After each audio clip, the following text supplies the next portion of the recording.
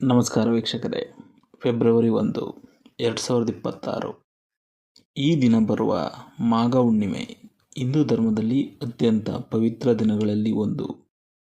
ಇದನ್ನು ಮಹಾಮಾಘಿ ಎಂದು ಸಹ ಕರೆಯುತ್ತಾರೆ. ಮಾಘ ಹುಣ್ಣಿಮೆಯ ವಿಶೇಷ ಮಹತ್ವ.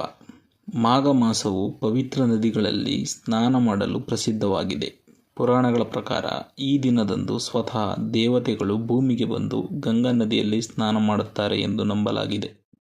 ಈ ದಿನ ಗಂಗಾ ಅಥವಾ ಯಾವುದೇ ಪವಿತ್ರ ನದಿಗಳಲ್ಲಿ ಸ್ನಾನ ಮಾಡುವುದರಿಂದ ಜನ್ಮ ಜನ್ಮಾಂತರದ ಪಾಪಗಳು ದೂರವಾಗುತ್ತವೆ.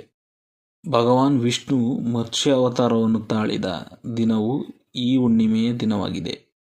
ಈ ದಿನ ಭಾನುವಾರ ಬಂದಿರುವುದರಿಂದ ಸೂರ್ಯದೇವ ಮತ್ತು ವಿಷ್ಣುವಿನ ಆಶೀರ್ವಾದ ಪಡೆಯಲು ಇದು ಸುವರ್ಣಾವಕಾಶವಾಗಿದೆ.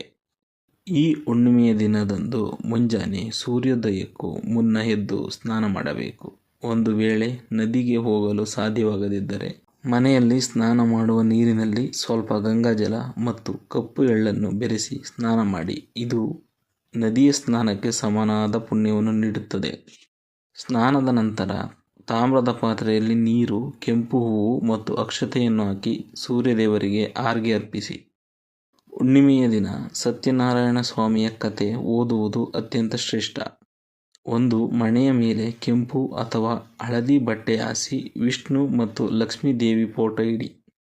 ತುಳಸಿ ದಳಗಳನ್ನು ವಿಷ್ಣುವಿಗೆ ಅರ್ಚಿಸಿ. ಹಣ್ಣು, ಹೂವು ಮತ್ತು ಸಿಹಿ ತಿಂಡಿಗಳನ್ನು ನೈವೇದ್ಯವಾಗಿ ಅರ್ಪಿಸಿ. ಹುಣ್ಣಿಮೆಯ ಈ ಶುಭ ದಿನದಂದು ರಾತ್ರಿ ಚಂದ್ರೋದಯದ ನಂತರ ಚಂದ್ರನಿಗೆ ಹಾಲು ಮತ್ತು ನೀರಿನಿಂದ ಆರ್ಘ್ಯ ಅರ್ಪಿಸಿ. ಇದರಿಂದ ಮನಸ್ಸಿನ ಶಾಂತಿ ಮತ್ತು ಜಾತಕದಲ್ಲಿ ಚಂದ್ರ ದೋಷಗಳು ನಿವಾರಣೆಯಾಗುತ್ತವೆ. ಈ ಹುಣ್ಣಿಮೆ ದಿನದಂದು ಮಾಡಬೇಕಾದ ವಿಶೇಷ ದಾನಗಳು. ಕಲಿಯುಗದಲ್ಲಿ ದಾನಕ್ಕೆ ಹೆಚ್ಚಿನ ಮಹತ್ವವಿದೆ. ಚಳಿಗಾಲದ ಅಂತ್ಯದ ಸಮಯವಾದುದರಿಂದ ಎಳ್ಳು ದಾನ ಮಾಡುವುದು ಶ್ರೇಷ್ಠ. ಬಡವರಿಗೆ ಮತ್ತು ಬ್ರಾಹ್ಮಣರಿಗೆ ಹಳದಿ ಬಣ್ಣದ ವಸ್ತ್ರ ಅಥವಾ ಕಂಬಳಿ ದಾನವನ್ನು ಮಾಡುವುದು ಶ್ರೇಷ್ಠವಾಗಿದೆ.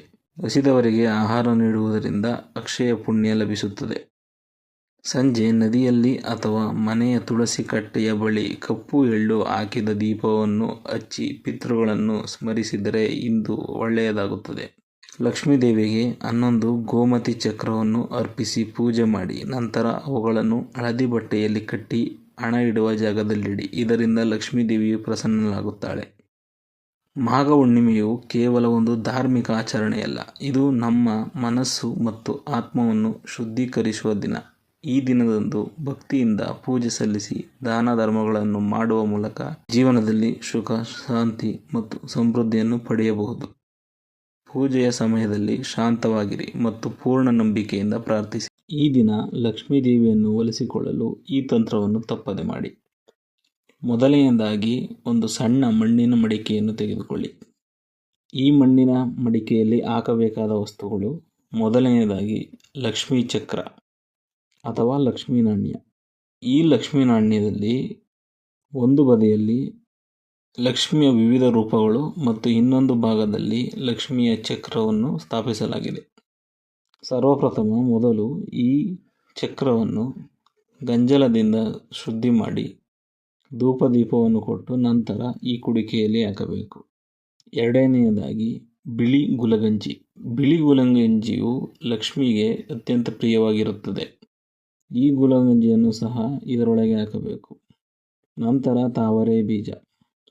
ತಾವರೆ ಹೂವು ಲಕ್ಷ್ಮಿಗೆ ಅತ್ಯಂತ ಪ್ರಿಯವಾದ ಹೂವಾಗಿದ್ದು ಈ ಹೂವಿನ ಬೀಜಗಳನ್ನು ಪೂಜಿಸಿದರೆ ಲಕ್ಷ್ಮೀ ಕೃಪೆಯು ಹೆಚ್ಚಾಗುತ್ತದೆ.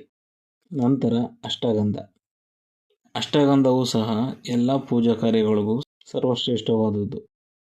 ನಂತರ ಸಮುದ್ರದ ನೊರೆ. ಸಮುದ್ರವು ಲಕ್ಷ್ಮೀದೇವಿಯ ತವರು ಮನೆಯಾಗಿದೆ. ಆದ್ದರಿಂದ ಸಮುದ್ರದ ನೊರೆಯು ಲಕ್ಷ್ಮೀದೇವಿಯ ಆವಾಹನೆಗೆ ಹೆಚ್ಚು ಉಪಯುಕ್ತ. ನಂತರ ಗೋರೋಚನವನ್ನು ಸಹ ಇದರೊಳಗೆ ಹಾಕಿ. ಎಲ್ಲ ವಸ್ತುಗಳನ್ನು ಹಾಕಿದ ನಂತರ ಕೆಂಪು ವಸ್ತ್ರವನ್ನು ಮುಚ್ಚಿ ಬಿಳಿಯ ದಾರದಲ್ಲಿ ಈ ರೀತಿ ಸುತ್ತುಕೊಂಡು ಸಿದ್ಧ ಮಾಡಿಕೊಳ್ಳಿ. ನಂತರ ಈ ವಸ್ತುವಿಗೆ ಧೂಪ, ದೀಪ, ನೈವೇದ್ಯ, ಸಿಹಿ ನೈವೇದ್ಯ, ಅದರಲ್ಲೂ ಕೂಡ ಹಾಲಿನಿಂದ ಮಾಡಿದ ಸಿಹಿ ಪದಾರ್ಥಗಳನ್ನು ನೈವೇದ್ಯ ಮಾಡಿಟ್ಟು ಲಕ್ಷ್ಮೀದೇವಿಗೆ ಪ್ರಿಯವಾದ ಮಂತ್ರವನ್ನು ಅಥವಾ ನಿಮ್ಮ ಇಷ್ಟ ಮಂತ್ರವನ್ನು ಪಠಿಸಿ ನಂತರ ಮುಖ್ಯ ದ್ವಾರದ ಮೇಲೆ ಇದನ್ನು ಕಟ್ಟಿಬಿಡಿ. ಇದರಿಂದ ನಿಮ್ಮ ಮನೆಗೆ ಲಕ್ಷ್ಮೀ ಕೃಪೆಯು ಸದಾ ಇರುತ್ತದೆ. ಧನ್ಯವಾದಗಳು.